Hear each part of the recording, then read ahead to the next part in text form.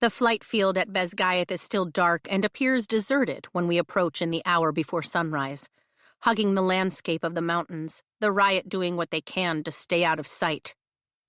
"That doesn't mean someone won't spot us landing," Tairn reminds me, his wings beating steadily despite having flown the last 18 hours nearly straight through from Eratia. The window of time we have to get Andarna to the Vale without her being spotted is slim, and if we miss it, we'll put every hatchling in danger. I still don't understand why the Empyrean would ever agree to let dragons bond human riders, knowing they'd have to guard their own young not only against griffin flyers, but the very humans they're supposed to trust. "It's a delicate balance," Tairn replies, banking left to follow the geography. "The first 6 riders were desperate to save their people when they approached the dens over 600 years ago. Those dragons formed the first Empyrean and bonded humans only to protect their hatching grounds from venin, who were the bigger threat.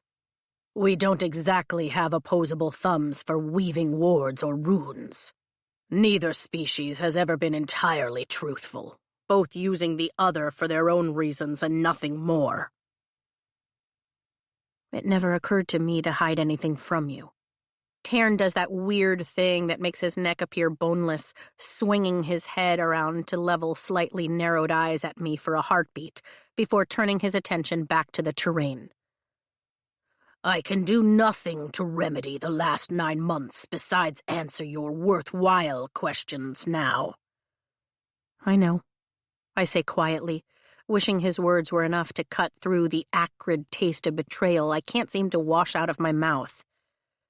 I'm going to have to let it go, I know that. Tairn was bound by his mating bond to Sorrengail, so at least he had a reason to keep everything he did from me, and it's not like I can blame Andarna for being a kid who followed his lead. Xaden is another matter entirely, though.